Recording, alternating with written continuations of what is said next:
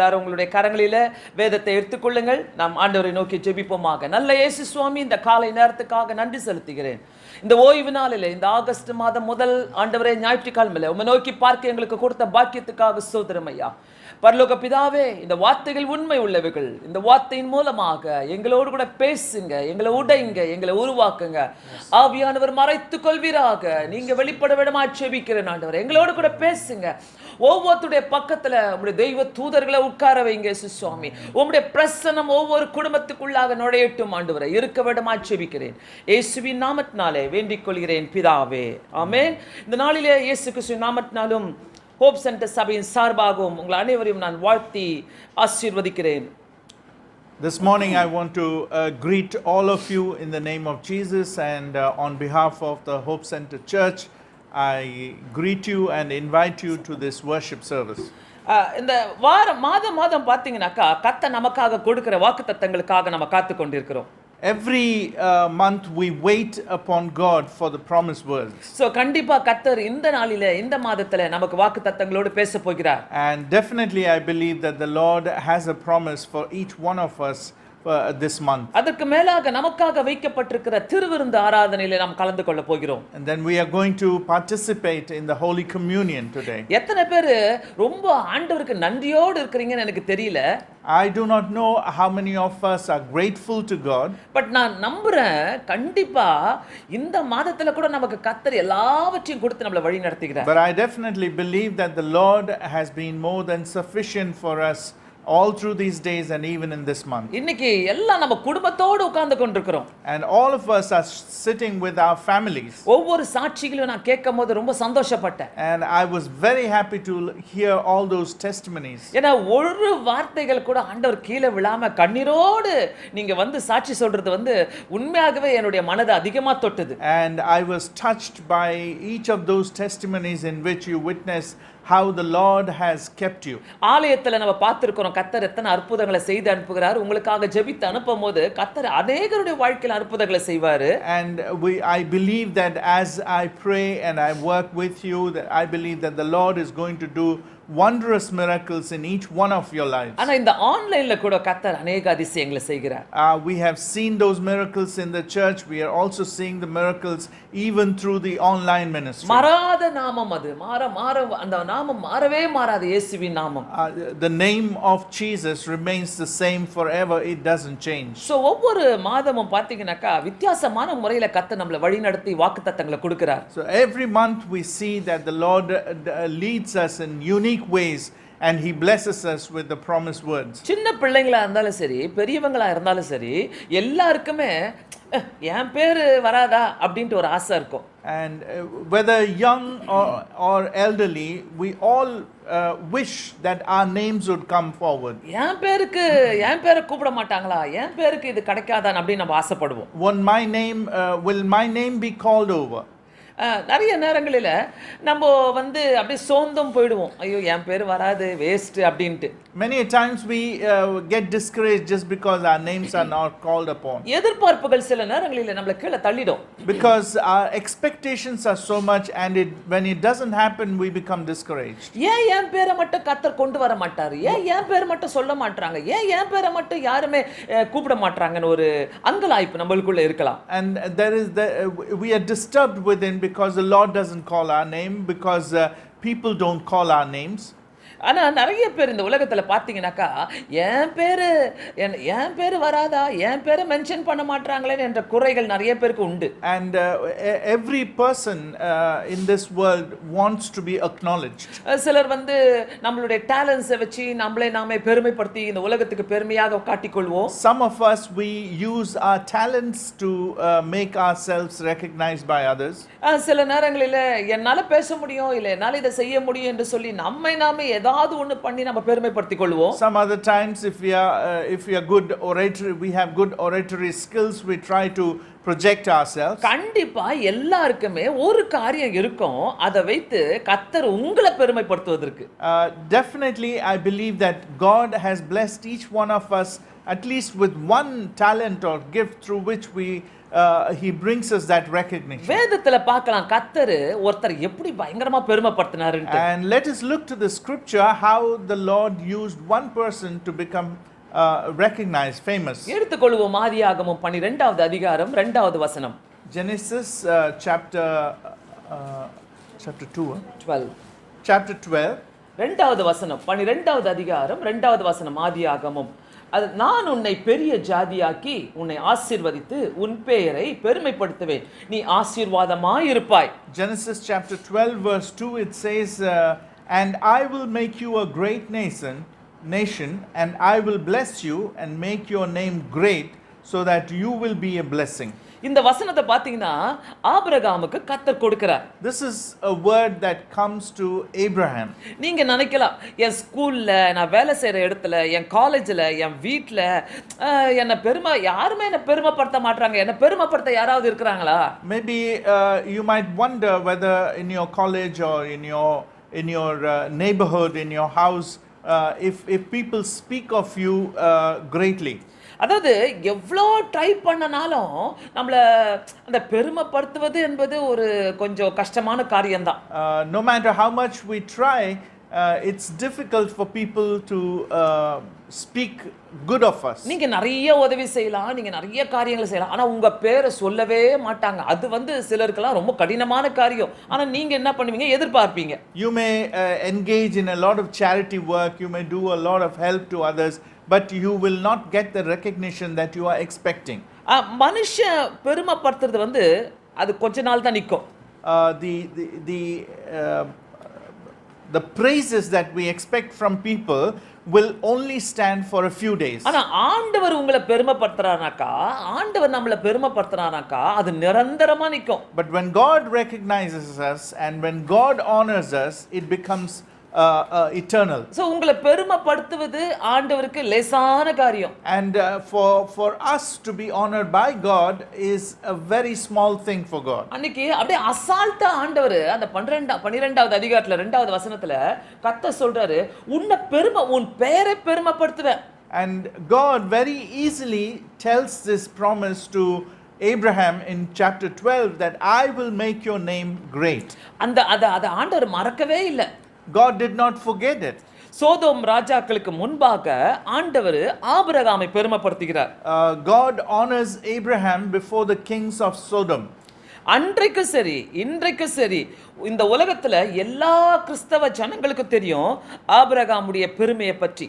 Whether in those days or whether in these days in our times, everyone knows about the honor that Abraham had. ரொம்ப ஒரு சிம்பிளான காரியம், Abraham ஆண்டவருக்கு கீழ்ப்படிந்தார், அதனால பெருமைப்படுத்தினார். There was only one simple thing that Abraham did. He obeyed God and because of that God honored him. எப்படி பெருமைப்படுத்தினார்னா விசுவாசிகளுக்கு தகப்பனாய் இருப்பாய் இந்த பூமியிலன்னு சொல்லி பெருமைப்படுத்தினார். God honored him by saying that he would be the father of the believers. ஆண்டவர் ஒருத்தரை பெருமைப்படுத்த உயர்த்த நினைச்சார்னாக்கா அதை தலைமுறையாக செய்வாராம். When God decides to honor someone, it will continue for generations together. ஒருவேளை உங்களுடைய தாத்தாவையோ உங்களுடைய முன்னோர்களையோ அவர் பெருமைப்படுத்தி இருக்கிறார்னாக்கா அது கண்டிப்பா தலைமுறையாக தொடரும். Maybe God has honored your grandfather or your previous generations and it continues on for the succeeding generations. நீங்க ஒருவேளை தேவ பிள்ளைகள் இங்க நினைக்கலாம் என் பேரை எல்லாம் கெட்ட பேரை மாத்தி போடுறாங்க. You children of God may sometimes feel that everyone is bringing a bad name to you, bad reputation. என் பேரு நல்லாவே இல்ல. My name is not good. என் தெருவுல என்ன பார்த்தாலே ஐயோ ஏதோ கெட்டதா பேசுவாங்க. என் தெருவுல எனக்கு கெட்ட பேர் தான். When people look at me in my street, they talk evil of me. நீங்க இத உட்கார்ந்து யோசிச்சிட்டு கவலையாக இருக்கலாம். Maybe you are discouraged about it. ஆனா ஆண்டவர் வாக்கு கொடுக்கிறார் இன்னைக்கு காலையில உன் பெயரை சீக்கிரத்துல நான் பெருமைப்படுத்துவேன். But the Lord is bringing us this promise this morning that Lord says that soon I will make your name honorable. எத்தனை பேர் நீங்க விசுவாசிக்கிறீங்க தெரியல. நீங்க எந்த இடத்துல உங்க பெயரை இழந்தீங்களோ அதே இடத்துல கர்த்தர் உங்களை பெருமைப்படுத்துவார். I don't know how many of you believe it or not, but I want to tell you that where you lost your reputation, it is in the same place that the Lord is going to honor you. அது மட்டும் இல்ல, உங்க பேரை நிலைநாட்டுவன் என்று இன்னைக்கு கர்த்தர் தீர்க்கதரிசனமாக கூறுகிறார். The Lord is going to plant your name in a place where it will be honored. எத்தனையோ பேர் நீங்க முயற்சி செஞ்சிருக்கலாம், எப்படியாவது என் பேரை பெருமைப்படுத்தணும் ஆண்டவரே என்று சொல்லி முயற்சி செஞ்சிருக்கலாம். Many of us might have tried our best to become famous. நாலு பேர் என்னை பத்தி பேச மாட்டாங்களா அப்படின்னு சொல்லி கூட நீங்க ஆசைப்பட்டிருக்கலாம். That people would speak good of us and we would be honored. That would be have been our wish. நீங்க நினைக்கலாம், ஏன் நாலு பேருக்கு மத்தியில என் குடும்பம் என் பிள்ளைகளை பத்தி பெருமையா பேச மாட்டாங்களே? Why nobody talks honorably about me or my family? இது வந்து ஒரு வியாதி மாதிரி உங்களுக்குள்ள உட்கார்ந்துக்கும். It could be sitting in us as a sickness. சில நேரத்துல நினைப்பீங்க, நாலு பேர்கிட்ட ஓடலாமே, போயிட்டு அந்த அரசியல்வாதி கிட்ட ஓடலாமே, அந்த ஆபீசர் கிட்ட ஓடலாமே, அவர்கிட்ட ஓடி ஓடி ஓடி கொஞ்சம் போயிட்டு நல்ல பேரை வாங்கிக்கலாமே. Some others of us would think that if we associate ourselves with a famous person, we might become honorable. சும்மா அவங்க பின்னாடி நடந்து போனா கூட நம்மள பத்தி பெருமையா பேசுவாங்களே, அப்படியே இடிச்சு புடிச்சிட்டு வந்து பின்னாடி கூட நடந்து போவாங்க. Even if we walk behind a famous person, we might become honorable. ஒண்ணு மட்டும் நினைச்சுக்கங்க, இந்த உலகத்துல இருக்கிற யாருமே உங்களையோ உங்க பெயரையோ பெருமைப்படுத்தவே முடியாது. You need to understand that no one can make you famous in this world. என் வாழ்க்கையில நான் புரிஞ்சிக்கின ஒண்ணே ஒண்ணு என்ன தெரியுமா, மனுஷன் பெருமைப்படுத்துறது டெம்பரரி, கர்த்தர் உன்னை பெருமைப்படுத்தினா அது permanent. And in my life I have understood and I'm convinced of something, that the honor that is brought by human beings is temporary, but the honor that is brought by God is forever. தேவனுடைய பிள்ளைங்க யாரையும் ice வைக்கணும்னு அவசியம் கிடையாது. We don't have to please others. ஆண்டவர் ice வைங்க. You can please God. ஆண்டவருக்கு தெரியும் நீ ஐஸ் வைக்கறியா இல்ல உண்மையாவே அவர்கிட்ட வரீங்களான்னு சொல்லிட்டு. We don't have to be man pleasers, but we need to be God pleasers, and God knows our inner being. ஏன்னா வேதம் தெளிவா சொல்றது கர்த்தர் இருதயத்தை பார்க்கிறார் என்று. Because the scripture says that the Lord sees our hearts. நம்ம சில நேரங்களில் அப்படிதான் பண்றோம். சிலர்கிட்ட ஓடி ஓடி ஓடி ஓடி நம்ம போவோம், அவங்க நம்ம பேரை வந்து சொல்லுவாங்க அப்படின்ட்டு. Many a times we try to please men so that we can get recognized by them. நிறைய நேரங்களில நம்ம நினைப்போம், சே அந்த ஆபீசர் கிட்டக்கு நான் போய் நான் காஃபிலாம் வாங்கி தரேன், அவருக்கு வேண்டியதெல்லாம் நான் செய்றேன், அந்த பிரின்சிபல் கிட்ட போறேன், இவங்க கிட்ட போறேன், எல்லாத்தையும் செய்றேன், அடிக்கடி போய் என் முகத்தை காட்டிட்டு வரேன். ஒரு 100 பேருக்கு முன்னால, ஒரு 1000 பேருக்கு முன்னால என் பேரை சொல்ல மாட்டாங்களா? Many a times we think that we try to do everything that is possible in us to go and present ourselves to these famous personalities or our principal or our boss, and they don't recognize us before others. நிறைய பேர் நம்மளுடைய factory முதலாளிங்க கிட்ட, company முதலாளிங்க கிட்ட, ஒரு officers கிட்ட எல்லாம் போயிட்டு ரொம்ப அப்படியே கொஞ்சம் பேசுவோம், அப்படியே ரொம்ப நடிப்போம், எல்லாத்தையும் செய்வோம். கொஞ்சமாவது என் பேரை பெருமைப்படுத்த மாட்டாங்களா? Some other times we try to please our boss, whoever is our boss in our workplace, but yet they do not recognize us. அந்த ஆசை இருக்குது தப்பு இல்ல. There is nothing wrong by having that desire to be recognized. ஆனா அந்த ஆசை இருக்கும்போது தான் நம்ம பெர்ஃபெக்ட்டா மாறணும்னு சொல்லி ஆசைப்படுவோம். And because of that desire we strive for perfection. இந்த ஆசை நமக்குள்ள இருக்குதுன்னா ஒரு காரியம் சொல்றேன், நீங்க வந்து தயவு செய்து மனுஷனை பிரியப்படுத்தாதீங்க, ஆண்டவர் மேல டிபெண்ட் பண்ணுங்க. And therefore I would like to tell you this morning that if you have that desire, there is nothing wrong with the desire, but I would like to encourage you, don't depend on human beings to be recognized, but depend on God. சில செய்யற பெரிய தப்பே அடிக்கடி நம்ம மனுஷனை தேடி ஓடுறதுதான். The big mistake that some of us make is that we go after human beings. மனுஷனை please பண்ணிக்கிட்டே இருப்போம். We try to become man pleasers. மனுஷனுக்காக என்ன வேண்டுமானாலும் செய்வோம். We are ready to do anything for human beings just for recognition. அந்த பேரை சம்பாதிக்கிறதுக்காக right and டே ராத்திரியும் பகலுமா நம்ம உழைப்போம். And we will work day and night in order to get that good name from that person. அந்த பேரை சம்பாதிப்பதற்காக நம்ம குடும்பத்தை கூட பார்க்க மாட்டோம். Sometimes even we will neglect our families for that. நம்ம வேலையை கூட பார்க்க மாட்டோம். We'll neglect our work. நம்மளுடைய ஹெல்த், நம்மளுடைய சுகபலத்தை கூட பார்க்க மாட்டோம். We will neglect our well-being. நம்மளுடைய ஆவிக்குரிய ஜீவிதத்தை சுத்தமா மறந்துடுவோம். And we'll completely forget our spiritual life. அதாவது நம்மளுடைய திருச்சபை, நம்மளுடைய வேதம், பைபிள், பிரேயர் எல்லாத்தையும் மறந்துடுவோம். Our church, our Bible, our prayer life, everything we will forget. அந்த ஒரு மனுஷன் என் பேரை பெருமைப்படுத்தணும்னு சொல்லிட்டு விழுந்து விழுந்து எல்லாத்தையும் செய்வோம். And we would have only one goal, one desire, that that person would recognize me. இவ்வளோத்தையும் செஞ்சுட்டு ச்சே வேஸ்ட், என் பேர் அவர் சொல்ல கூட மாட்டாரு, என்ன திரும்பி கூட பார்க்க மாட்டாருன்னு நினைப்போம் நம்ம. And after having done everything, when you don't get recognition, you become frustrated. கிட்டத்தட்ட ஒரு 10 வருஷமா அவர் பின்னாடியே ஓடுறேன், அவர் என் பேரை சொல்லவே மாட்டாரு. I've been running after this man for recognition for the last 10 years and he doesn't recognize me. மனுஷனை நம்பி போனா ஒரு நாள் நம்ம திரும்பி வெறுமையாக தான் வருவோன்றத மறந்துடாதீங்க.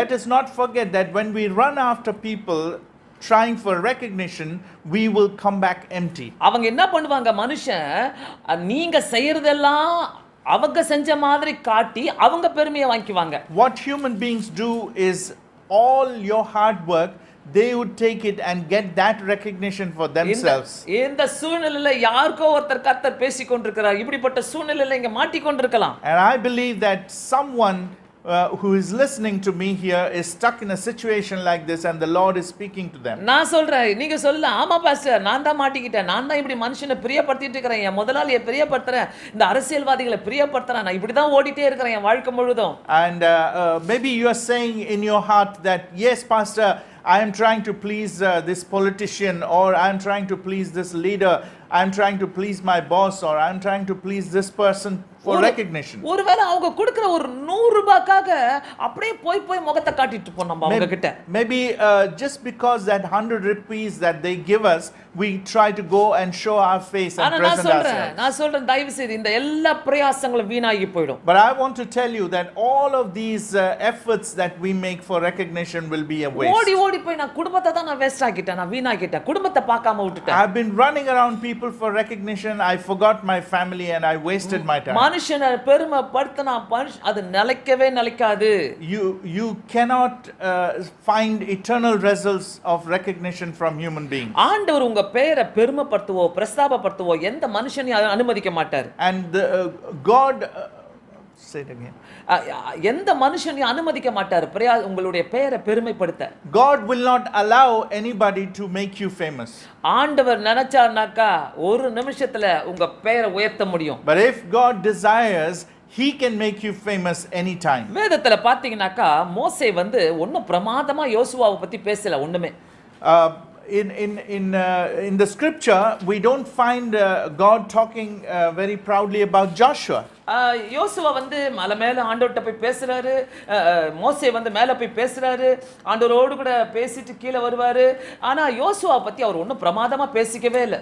And Joshua was associated with Moses, but there was nothing great that Moses spoke about Joshua. அதாவது எனக்கு பிறகு இந்த யோசுவா தான் வருவாருன்னு சொல்லிட்டு யார்ட்டையும் மோசே பெருசா பேசிக்கவும் இல்ல. Moses didn't even say that after me Joshua will lead you. யோசுவாவுக்கு ஒரு அட்வர்டைஸ்மென்ட் கூட கிடையாது. There was no advertisement for Joshua. ஆனா வேதம் சொல்லுகிறது உபாகமம் 34வது அதிகாரத்துல 9வது வசனத்துல மோசே நூனின் குமாரனாகிய யோசுவாவின் மேல் தன் கைகளை வைத்தபடியினால் அவன் ஞானத்தின் ஆவியினாலும் நிறையப்பட்டான். உபாகமம் 34 9வது வசனத்துல in Deuteronomy chapter 34 verses 9 it says that Joshua the son of Nun was full of the Holy Spirit full of spirit of wisdom, for Moses had laid his hands on him. So the people of Israel obeyed him and did as the Lord had commanded Moses. அடுத்த லீடரை உருவாக்குறதுக்கு மோசே எந்த பிரயாசங்களும் படல. Moses did not take any effort to generate another leader. எல்லார் முன்னாடியே கூட்டிட்டு போயிட்டு யோசுவாவை இவன் ரொம்ப நல்ல பையன் நல்லவன் சொல்லி எல்லார் எதிர்க்க காட்டவும் இல்ல. Moses did not take Joshua before the people and said he is your next leader, he is a very good person. ஆனா மோசேய கர்த்தர் யோசுவா தலைமையில கைய வைக்க அனுமதி கொடுத்தார். But the Lord allowed Moses to lay his hands on Joshua. மோசேயுடைய குமாரன் யோசுவாவின் மேல் தன் கைகளை வைத்தபடியினால், because the scripture says for Moses had laid his hands on him.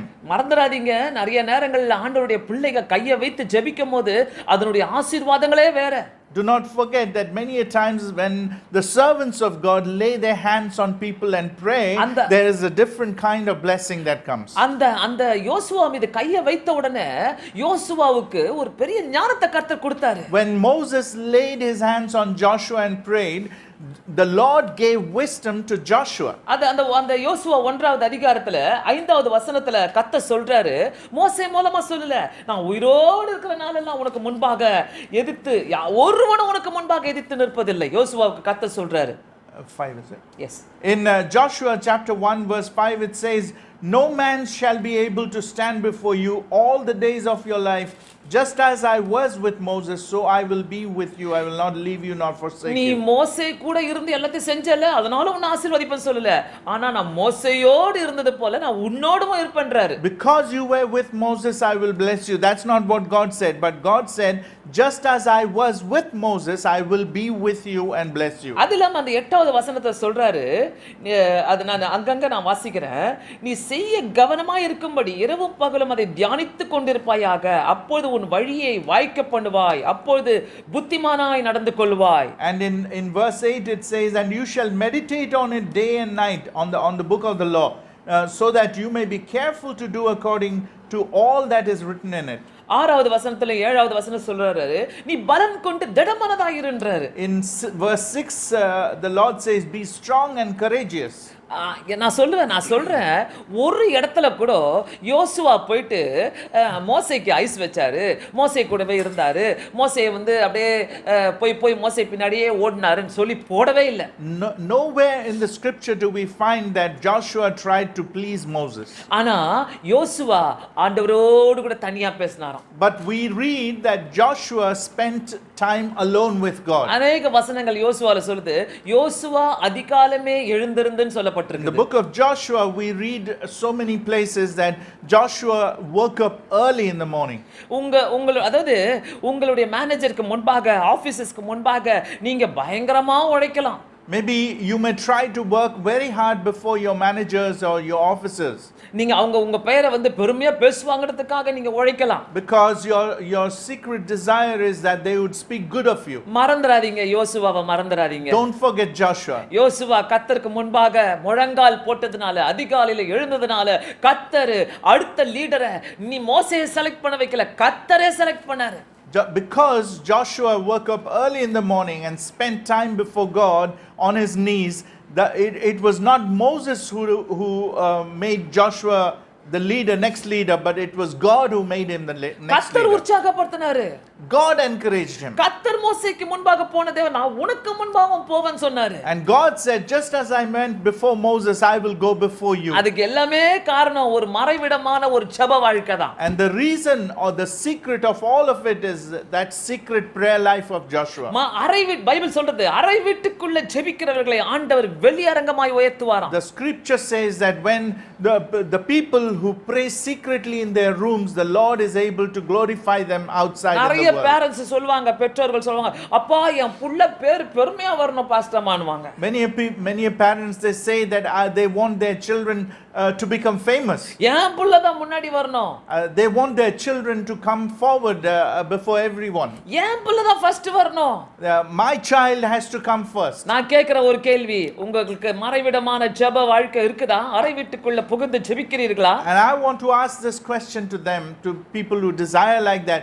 Do you have a secret prayer life? தனியா நீங்க ஜெபிக்கும்போது கர்த்தர் உங்க பாதங்களை மலையின் மேல உயர்த்துகிற தேவனாய் இருக்கிறார். Because when you pray alone, the Lord is able to set your feet on the mountains. உங்க பேரை பெருமைப்படுத்த எந்த ஆபீசராலயும் முடியாது, எந்த பிரின்சிபலாலயும் முடியாது, யாராலயும் முடியாது. No officer, no principal, no boss, no one can make you famous. ஆனா நீங்க நம்புற உங்க கர்த்தரால முடியும். But the Lord in whom you believe is able. நான் நிறைய முறை பார்த்திருக்கிறேன், ஒண்ணுமே இருக்காது, ஆனா அவங்களுடைய வாழ்க்கையில பாத்தீங்கன்னா அப்படியே ஒரு பெரிய மலை போல ஒரு பெரிய ஜெப வாழ்க்கையை வச்சிருப்பாங்க. I have seen many people in my life through my experience that they would not have anything, but they would have one thing, and that is a mountain like prayer life. அவங்களெல்லாம் கொண்டு போயிட்டு பயங்கரமா கர்த்தர் பெருமைப்படுத்துவார். And the Lord uses them mightily. நான் அடிக்கடி சொல்லுவேன் என்னுடைய வாழ்க்கையில நான் யூஎஸ்க்கு போன பொழுது என்னை கொண்டு போயிட்டு நான் ஒபாமா பேசிட்டு இருக்கிறாரு எக்ஸ் பிரசிடென்ட் ஒபாமா பேசிட்டு இருக்கும் போது நான் உட்காந்து கேட்டுட்டு இருக்கிறேன் அவர் முன்னாடி உட்காந்து நான் கேட்டுட்டு இருக்கிறேன் ஐயோ பிரசிடென்ட் பேசுறாரு ஒபாமா பேசுறாரு சொல்ல அவ்வளோ ஆச்சரியமா கேட்டுட்டு இருந்தேன்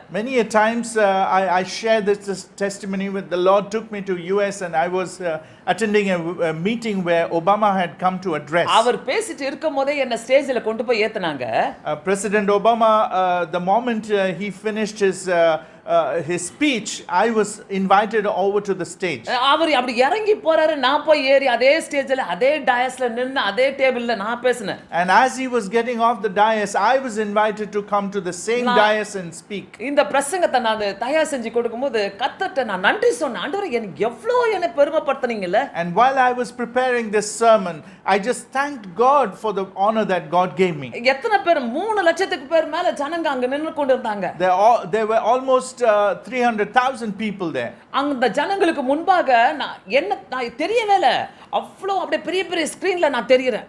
And I couldn't see myself among that people, but when I looked at the screens, I could see only myself. நான் இத பெருசாவே எடுத்துக்கல. I didn't take it too great in my life. ஆனா ஒரு ஊழியக்காரர்கிட்ட நான் இத போய் சொல்லும்போது அந்த மீட்டிங்ல போய் நான் பேசும்போது அவர் பயங்கரமா ஆச்சரியப்பட்டாரு. But when I shared it with a man of God, he was very surprised. அவர் எனக்கு ஒரு டைட்டில போட்டாரு. He gave me a title. என்ன டைட்டில்னாக்கா ஒபாமா டேபிள்ல பேசினவங்க ஒபாமா கர்த்தர் பேசினவங்க அப்படி தான் சொல்லி என்ன கூப்பிடுவாரு. He said you spoke after Obama in the same dais. இந்த பெருமை எனக்கு கிடையாது ஆண்டவருக்குரியது. But this honor is not for me, it is for God. இது மாதிரி நான் நிறைய அடிக்கிட்டே போவேன். I can share so many testimonies like this. எப்படி பெருமைப்படுத்துவார்னாக்கா தயவு செய்து பேரண்ட்ஸும் பிள்ளைகளும் கேளுங்க.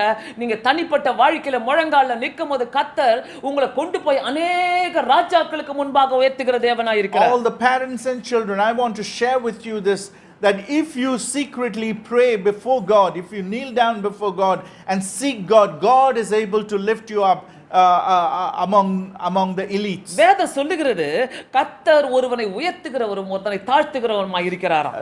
The scripture says it is the Lord who lifts one high and he also brings them low. ஆனா யாரோ ஒருத்தர் நீங்க நினைச்சிட்டு இருப்பீங்க ச்சே என் பெருமைக்காக இவ்வளோ நாள் நான் ஓடினேன் இவ்வளோ பணம் செலவு பண்ணேன் இவ்வளோ நேரத்தை செலவு பண்ணேன் ஒண்ணுமே கிடைக்காம நான் வெறுமையா நின்னுட்டு இருக்கிறேனே. Someone among my listeners is thinking that they had spent all their time, their money,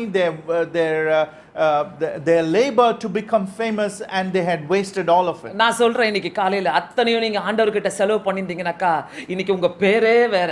And I want to tell you, dear friend, that if you had spent your money, your time, your labor, all of it before God, God would have made you famous. யாரோ ஒருத்தர் கையில power இருக்குது வல்லமை இருக்குதுன்னு அவங்களை தேடிட்டு ஓடினீங்க. You ran after someone because you thought that man had power. யாரோ ஒருத்தருக்காக போய் செலவு பண்ணீங்க. You went and spent your money for somebody else. யாரோ ஒருத்தர் கிட்ட போயிட்டு அவங்க பணத்தையும் அவங்க புகழையும் பார்த்து அவங்க பின்னாடியே ஓட ஆரம்பிச்சீங்க. You saw their riches, you saw their fame, you ran after them so that you can become famous. வாழ்க்கையே அவங்களுக்காக நாங்க டிபெண்ட் பண்ணி வாழ்ந்தோம் நம்ம. You lived all your life depending on that. இல்ல கர்த்தர் அப்படி சொல்லல. நீ என்கிட்ட வா நான் உன்னை பெருமைப்படுத்துறேன். No, that's not what God said. God said, come to me, I will make your name great. ஆண்டவர் நம்ம கையில கொடுக்கிற ஒவ்வொரு பொறுப்புகளையும் நம்ம எடுத்து செய்யும்போது அவர் நம்மளை பெருமைப்படுத்துவதை யாருமே எடுக்கவே முடியாதுங்க. The responsibilities that God gives us when we take and obey it, the blessing that God gives us, no one can take it away. தேவன் பெருமைப்படுத்த ஆரம்பிச்சிட்டானா தலைமுறையா போவோம். Because when God makes our name great, when he honors us, it goes on for generations. எனக்கு தனி பெருமையை வச்சிருக்காருங்க கர்த்தர். God has a personal fame for me. அந்த பெருமை எதுக்குதான் அவருடைய நாம மகிமைப்படுவதற்காக தான். And that is in order to glorify his name. எங்க அப்பா பேரை சொல்லி என்ன பெருமைப்படுத்த மாட்டார் ஆண்டவர். God will not make me fame by my father's fame. ஒருவேளை இருக்கலாம். Maybe sometimes. பட் எனக்குன்னு சொல்லி கர்த்தர் ஒரு பெருமையை வச்சிருப்பாரு. என்ன பெருமைப்படுத்த அவருக்கு ரொம்ப பிரியம். God has a fame just for me with my individual identity and that brings glory to God. அதனால தான் கர்த்தர் சொல்றாரு நான் உன் பேரை பெருமைப்படுத்துவேன். That's why God says I will make your name great. எப்படி தைரியமா சொல்றாரு பாருங்களேன். அப்போ ஆபிரகாமுக்கு எப்படி இருந்திருக்கும் சொல்லும்போது இந்த வார்த்தையை சொல்லும்போது. And how would have Abraham felt when God said, I will make your name great? நான் ஒன்னு நினைச்சு பார்த்தேன், ஆபிரகாம்கிட்ட போயிட்டு கர்த்தர் அப்படி சொல்லும்போது அப்படியே தாழ்மையா போயிட்டு விழுந்திருப்பாரு, அப்படியே ஆண்டவர்ட்ட தலைவணங்கி surrender அடைஞ்சிருப்பாரு. And I'm trying to imagine that when God said, I will make your name great, what would have been the reaction of Abraham? He would have humbled himself and went and laid himself before God. நிறைய parents இன்னைக்கு எத்தனை பீத்தல் விடுறோம்ல, நம்ம என் புள்ள தெரியுமா எப்படின்னு வருமே, அந்த பெருமையெல்லாம் அடக்குங்க. Many a times parents, they come and they say, oh, my son, my daughter is so famous. என் பிள்ளைய பத்தி உலகமே என்ன பேசுது, உண்மையா பேசுதா? The whole world talks about my children. உன் புள்ள பைக் ஓட்டினாலே என் புள்ள எப்படி தெரியுமா பைக் ஓட்டும், அதையா கேட்டார் கர்த்தர். The Lord did not ask how your son is riding your bike. என் புள்ள எப்படி தெரியுமா கார் ஓட்டும், சூப்பரா ஓட்டும் தெரியுமா? Or how your son is driving. உன் புள்ள சர்ச்சில என்ன பண்ணுது ஆண்டவருக்காக? What is your child doing in the church for God? கர்த்தருக்காக என்ன செஞ்சிட்டு இருக்குது உங்க புள்ள? What is your son or daughter doing for God? கர்த்தருக்காக உங்க பிள்ளைங்க எதனா செய்றாங்கன்னா மறந்துடாதீங்க, உங்க கண்ணால பாப்பீங்க உங்க பிள்ளைகளை கர்த்தர் பெருமையா உயர்த்துகிறது. Because if your son or daughter is doing something for God, don't forget that God is able to honor them. வீட்ல ஜெபம் நடக்கிறவங்களுடைய வாழ்க்கையில கர்த்தர் பெருமையா வைப்பார் பிள்ளைங்களை. Those who are praying in their families, in their homes, the Lord is able to make your children great. ஆண்டவருக்கு முதலிடம் கொடுக்கிறவங்க ஆண்டவர் பெருமையா வைப்பாரு. Those who give the first place to God, God will honor them. ஆதியாகமம் 26வது அதிகாரத்துல, ஆதியாகமம் 26வது அதிகாரத்துல ஈசாக்குடைய வாழ்க்கையில கர்த்தர் என்ன செய்யறாருன்னு பார்க்கலாம். 26வது அதிகாரம் 27, 28, 29வது வசனத்துல பார்க்கலாம். அந்த ஆதியாகமம் 26, 27ல அப்போது ஈசாக்கு அவர்களை நோக்கி, ஏன் என்னிடத்தில் வந்தீர்களா? நீங்கள் என்னை பகைத்து என்னை உங்களிடத்தில் இராதபடிக்கு துரத்தி விட்டீர்களே என்றான். Genesis 26 verse 27 onwards, it says, Isaac said to them, why have you come to me, seeing that you hate me and have sent me away from you? அந்த 20வது வசனத்துல பார்க்கலாம், கேராகூர் என்ற மேய்ப்பர்கள் அவனை துரத்தி அடிச்சார்களாம். In verse 20 we see the herdsmen of Gerar quarreled with Isaac's herdsmen. அவனுக்கு விரோதமா அவனை அப்படியே குறை சாட்டி பேசினாங்களாம். They spoke evil about him. அந்த துறவை நாங்க தான் எடுத்துக்கணும் சொல்லிட்டு அவனை விரட்டி அடிக்கறாங்க. And they said that the water belongs to them, and they chased away Isaac and his people. ஆனா அதே ஜனங்க வந்து அந்த ஈசாக்கு கிட்ட என்ன சொல்றாங்க 28வது வசனத்துல, அதற்கு அவர்கள் நிச்சயமாய் கர்த்தர் உம்மோடு கூட இருக்கிறார் என்று கண்டோம். And it is the same people of Gerar who come to Isaac in verse 28 and say, we see plainly that the Lord has been with you. அத கர்த்தர் என்னைக்கு யார தரைக்குறைவா பேசுறாங்களோ அவங்க வந்து உங்க கிட்ட வந்து பேசுற அளவுக்கு கர்த்தர் வைப்பார். The Lord is able to make your critiques your praisers. அது உங்களை குறைவா பேசுனாங்களா, உங்களை உயர்த்தி பேசுற அளவுக்கு ஒரு நாள் வைப்பார் கர்த்தர். The Lord will do it one day. ஆனா நான் தகுதியா இருக்கணும் அதுக்கு. But I must be worthy of it. அந்த 29வது வசனத்துல பாருங்க, கடைசி பாகத்துல, நீ கர்த்தரால் ஆசீர்வதிக்கப்பட்டவராமே என்றார்கள். And in verse 29 it says, you are now the blessed of the Lord. மற்றவங்க பார்த்து சொல்லட்டும், நீங்க கர்த்தரால் ஆசீர்வதிக்கப்பட்டவராமே என்று. Let others look at you and say that you are the blessed of the Lord. ஒரு நல்ல போதகருடைய சாட்சியை நான் கேட்டேன்.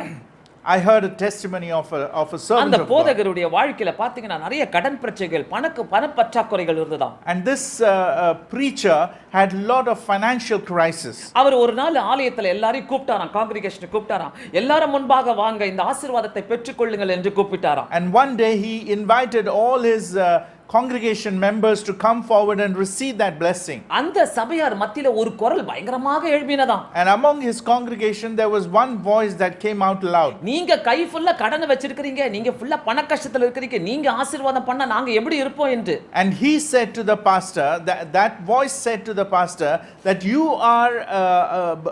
are pressed under debts. How will you bless me? நீங்க எங்களை ஆசீர்வதிச்சீங்கன்னா நாங்களும் குறைவா போய்டுவோம், எங்களுக்கும் கடன் பிரச்சனை வந்துரும் என்று சொல்லி பயங்கரமா ஒரு குரல் எழும்பிச்சாம். Because I fear that if you bless us, your blessing will bring curse upon us. அன்னைக்கு அந்த பாஸ்டர் முழங்கால் போட்டு பயங்கரமா கதறி அழ ஆரம்பிச்சார் ஆண்டவர்கிட்ட. And that day that pastor, he knelt down and he cried unto God. ஆண்டவர்ட்ட பேசினார். ஆண்டவரே என்னை இப்படி என்னை அவமானப்படுத்திட்டாங்களே, நான் உம்முடைய பிள்ளை ஆண்டவரே, எனக்கு உதவி செய்யுங்க என்று கேட்டாராம். He said, Lord, I have been insulted and I am your child, I am your servant. Please bless me. நாட்கள் போக போக என்ன ஆனது? பிள்ளைகள் நன்றாக படித்து ஃபாரின்ல செட்டில் ஆனாங்க. As days went by, his children, they studied well, they went to foreign countries and settled down. நல்ல செழிப்பு ஆண்டவர் கொடுத்தாராம். The Lord blessed him with prosperity. நல்ல சொந்த வீட்டை கொடுத்தார் ஆண்டவர். He had his own house. நல்ல ஒரு பெரிய ஆலயத்தை கொடுத்தார் ஆண்டவர். He had his own church. மறந்துடாதீங்க, எந்த குரல் எழும்புச்சோ அதே குரல் வந்து அவர்கிட்ட முழங்கால் போட்டு, ஐயா உங்க கையால என்ன ஆசீர்வதிங்க என்று கேட்டாராம். And that same voice which critiqued him on that day, after the pastor was blessed, he came back to this man, to this pastor and said, please bless me with this same hands. ஏனா அன்னைக்கு நான் உங்களை குறைவா பார்த்தேன், குறைவா பேசிட்டு போனேன், உங்களை தர குறைவா பேசிட்டு போனேன். இன்னைக்கு என் கண்ணால நான் பார்த்துட்டேன், நீங்க செழிப்பாயிட்டே போறீங்க. Because he said, that day I criticized you, I spoke ill of you because of what I saw, but today I see that the Lord has blessed you and therefore I want to receive that blessing from you. உங்க கைதான் எனக்கு வேணும் ஆண்டவரே. Lord, I need this hand. அந்த pastor ஜெபம் பண்ண உடனே அவர் சந்தோஷமா போனாராம். And after the pastor prayed over him, he went happily. நல்லா தெரிஞ்சுக்கங்க, இன்னைக்கு நம்முடைய வாழ்க்கையில கண்டிப்பா தயவு செய்து கர்த்தருடைய கரம் நமக்கு தேவைப்படுது. Please understand that we need the Lord's hand upon us. அங்க எப்படி ஈசாக்குக்கு வந்து சொல்றாங்க, நீ கர்த்தரால் ஆசீர்வதிக்கப்பட்டவராமே, திரும்பி வந்து சொல்றாங்க. The people of Gerar come to Isaac and tell him in verse 29 that you are blessed of the Lord. நம்முடைய வாழ்க்கையில கர்த்தர் நம்மளை பெருமைப்படுத்த ரெடியா இருக்கிறார். The Lord is ready to make us great. உன் பேரை பெருமைப்படுத்தியே தீர்வார் ஆண்டவர். The Lord is definitely able to make your name great. கர்த்தரை தேடுறவங்களுக்கு கண்டிப்பா அவருடைய பெருமைப்படுத்தி அவங்களை நிறுத்துவார். Those who search God, those who seek after God, God is able to make them famous. எங்க குடும்பத்துல நானும் என்னுடைய பாஸ்டர் கணவரும் சேர்ந்து நாங்க எப்பவுமே நினைப்போம், யார் பின்னாடியும் போக கூடாது. And in our family, me and my husband, both of us are pastors, and we have decided that we should not go after people to become famous. ஏன்னா நான் வணங்குற தேவன் எனக்கு யார் என்று தெரியும். Because we know that the God in whom we worship. நான் ரொம்ப தென்னாட்டல கையை கட்டிக்கிட்டு சொல்லுவேன், ஆண்டவரே அவங்கள வச்சு செய்ய வைங்க, இவங்கள வச்சு செய்ய வைங்க, உமக்கு தெரியும், நீங்க கொடுங்க அப்படி கேட்பேன். And I can definitely fold my hands and I would tell God, Lord, you know us better, you can bless us, you can bless those people too. நான் கண்டிப்பா விசுவாசிக்கிறேன், என்னுடைய முழங்காலுக்கு கண்டிப்பா கர்த்தர் பதில் தருவார் என்பது. Because I strongly believe that when I kneel down before God, God is able to answer my prayers. கர்த்தருக்கும் தெரியும் நான் ஏமாத்த மாட்டேன்னு. And because God also knows that I will not cheat. கர்த்தருக்கும் தெரியும் எந்த கஷ்டம் வந்தாலும் நான் அவர்கிட்ட தான் வருவேன்ட்டு. Because God knows that whatever trouble that comes to me, I will approach only God alone. மனுஷனை செய்ய வைப்பாரு, ஆனா எப்படி வைப்பாரு? நீங்க முழங்கால் போட தான் செய்ய வைப்பாரு. God will answer my prayers through human beings, but he will see that he will expect me to come to God. அதனால தான் அப்படிப்பட்ட ஒரு உரிமையை ஆபிரகாமுக்கு கர்த்தர் கொடுக்கிறாரு. And that is why that's the kind of blessing that Abraham receives from God, because he seeks God. அந்த அதிகாரத்துல உன்னை பெரிய ஜாதியாக்குவேன்றாரு. God tells him that I will make you a great nation. இத போல ஒரு பாக்கியம் கிடைக்குமா யாருக்குனா? What can be a greater blessing இன்னைக்கு than this? நம்மெல்லாம் ஆபிரகாமுடைய பேர பிள்ளைகளா இருக்கிறோமே. We all are Abraham's children. உன் பேரை பெருமைப்படுத்துவேன்.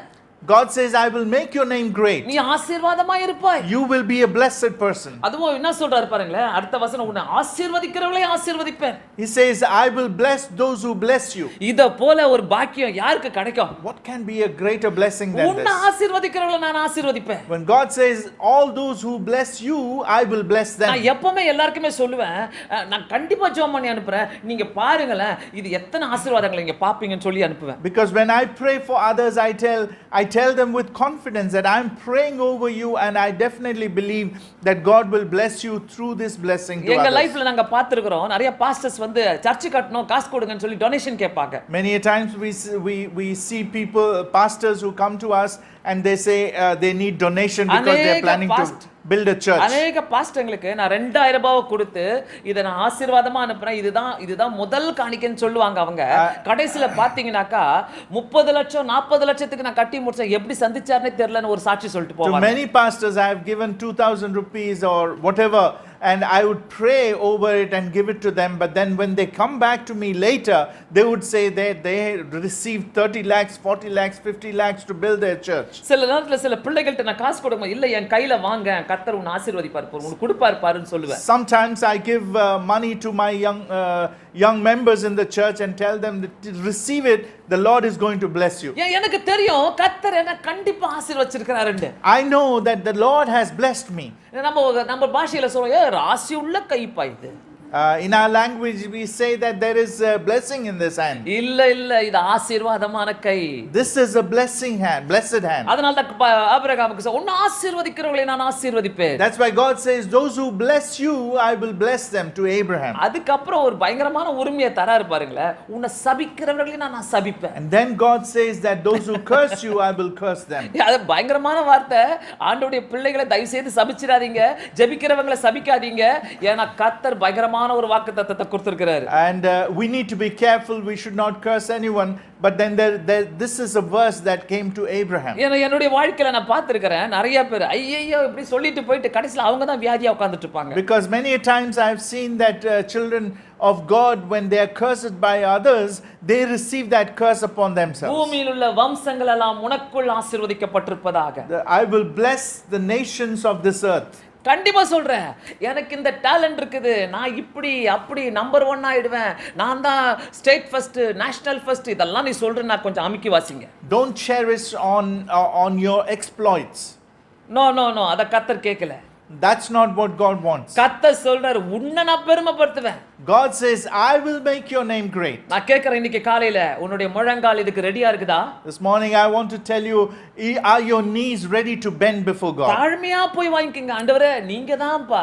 Receive it humbly from God. நீங்க முழங்கால் பேரண்ட்ஸ் நீங்க முழங்கால் போட உங்க பிள்ளைகளுடைய வாழ்க்கை உயர்ந்துகிட்டே போகும். Parents, as you kneel before God, your children will be lifted up. சும்மானா பேசாதீங்க. என் பிள்ளைய பாரு எப்படி இருக்கான், அவன் பாரு எப்படி சூப்பரா இருக்காங்க, அவங்க ஒரு வீட்டை கட்டிட்டா சூப்பரா இருக்க மாட்டாங்க.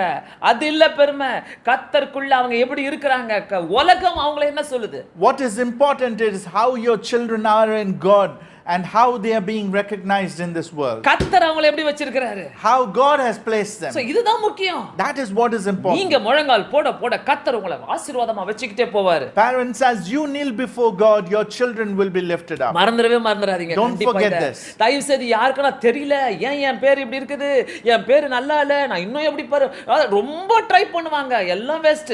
If someone is working very hard to become famous, if someone has wasted all their time and their money and effort, I want to tell you that you need to come to God. கர்த்தர் சொல்றார் நான் உன்னை பெருமைப்படுத்துவேன். Because God says I want to bless you and make you famous. So இந்த மாசம் August மாசம் கர்த்தர் சொல்ற ஒரு பெரிய வாக்குத்தத்தம், நான் உன்னோட கூட இருந்து நான் உன் பெயரை பெருமைப்படுத்துவேன். And this is the promise for the month of August, that I will be with you and I will make your name great. 30ஆம் தேதி ஆகஸ்ட் 30ஆம் தேதி வந்தோனே நினைக்காதீங்க ஐயோ கர்த்தர் ஒண்ணுமே செய்யல, என்ன பெருமைப்படுத்தல, என் பேரே பேப்பர்ல வரல, அப்படி எல்லாம் பண்ண மாட்டாரு. At the end of the August, don't come and say that the Lord has not made me famous. ஏனா கர்த்தர் அவருடைய time எடுத்துப்பாரு. Because the Lord will take his time. நான் நம்புறேன் இன்னைக்கு எனக்கு கொடுத்த இந்த வாக்குத்தத்தம் வந்து கண்டிப்பா நெக்ஸ்ட் இயர் கூட அவர் நிறைவேற்றலாம். பட் இது forever எப்பொழுதுமே எனக்கு இருக்குது இந்த வாக்குத்தத்தம். Since God's word and God's promises are forever, God has given me this promise. He could fulfill it anytime, maybe next year also. ஆண்டவர் என்ன ஆசீர்வதிக்க போறார், என்ன பெருமைப்படுத்துகிறார் சொல்றவங்க மட்டும் கரங்களை உயர்த்தி ஆண்டவருக்கு நன்றி சொல்லலாமா?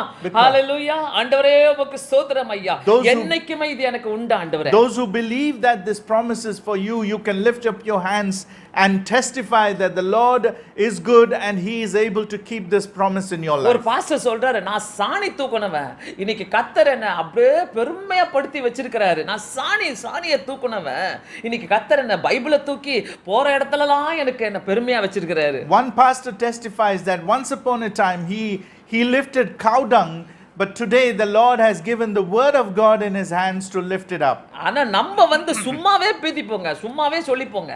But sometimes we just have these empty praises for ourselves. யார் தெரியுமா, எங்க அப்பா எங்க அம்மா யார் தெரியுமா, எங்க தாத்தா யார் தெரியுமா, தயவு செய்து அதெல்லாம் விட்டுருங்களேன். Let us leave aside all those empty praise words that we use. Do you know who my father is? Do you know what family I belong to, etc.? நம்ம பேசுற வார்த்தையில கூட பெருமையை விட்டுருங்க. Because we need to get rid of pride from our life. அவர் பெருமைப்படுத்தினார்னா அது நிரந்தரமாக பேசிக்கொண்டே இருப்பார்கள். Because when God makes us famous, it will go on forever. கண்டிப்பா இந்த பிரசங்கம் யாருக்கோ கர்த்தர் பேசிக்கொண்டிருக்கிறார். I'm definitely sure that the Lord has spoken to someone. கண்டிப்பா நம்ம கேட்கிற ஒவ்வொரு வார்த்தைகளும் கர்த்தர் நம்மோடு கூட பேசிக்கொண்டு அதன் பிரகாரம் செய்கிற தேவனாய் இருக்கிறார். Because I believe that the Lord is able to keep his word. கண்டிப்பா கர்த்தர் இதை நிறைவேற்றியே தீருவாரு. The Lord will definitely fulfill this. விசுவாசிக்கிறவர்கள் கண்களை மூடி நாம ஜெபிக்கலாம். Let us pray. நல்ல ஆண்டவரே உமக்கு ஸ்தோத்திரம் ஐயா. எங்களுடைய வாழ்க்கையில இயேசு சுவாமி எங்களுடைய பெயரை பெருமைப்படுத்துவேன்னு சொல்லி இருக்கீங்க. உன்னை ஆசீர்வதிக்கிறவர்களை ஆசீர்வதிப்பேன், உன்னை சபிக்கிறவளை சபிக்கப்பேன் என்று சொல்லி இருக்கிறீங்கப்பா. ஆண்டவரே எத்தனை பெருமையை நாங்க தேடி போனோம். ஆண்டவரே எத்தனையோ ஜனங்களை நாங்க தேடி போனோம். ஆண்டவரே நாங்க உங்க மேல டிபெண்ட் பண்ணாம இருந்தோம் ஐயா. எங்களை மன்னிச்சிருங்க. நாங்க மனுஷனை டிபெண்ட் பண்ணி வாழ்ந்தோம். மனுஷனை ப்ளீஸ் பண்ண ஆண்டவரே. ஆண்டவரே மனுஷனுக்கு முன்பாக எவ்வளோ பணத்தை செலவு பண்ணோம், எவ்வளோ நேரத்தை செலவு பண்ணோம். ஆண்டவரே எங்களை மன்னிச்சிடுங்க. எங்களை பெருமைப்படுத்த நீங்க வந்திருக்கிறீங்க. எங்களுடைய டேலண்ட்ஸ் ஆண்டவரே, எங்களுடைய வார்த்தைகள், எங்களுடைய செய்கைகள் எல்லாத்தையும் நாங்க அர்ப்பணிக்கிறோம். தாழ்மையா அர்ப்பணிக்கிறோம் அப்பா. எங்களை உயர்த்துகிறவர் நீங்க தான் ஆண்டவரே. நீங்க மகிமைப்படுங்க. இயேசுவின் நாமத்தினாலே வேண்டிக் கொள்கிறேன் பிதாவே. ஆமென்.